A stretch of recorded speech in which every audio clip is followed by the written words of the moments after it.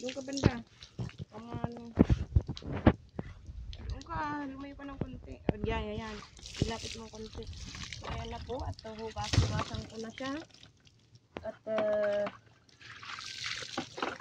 nahugasan ko na rin ito pala kanina. Ayan.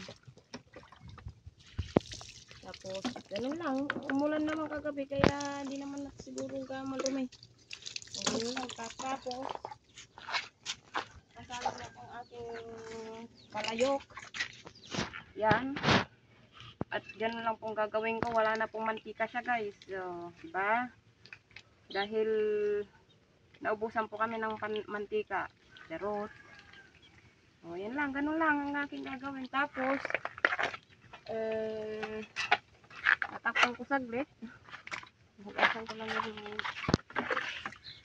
guys kay guys. Shoo! Oh.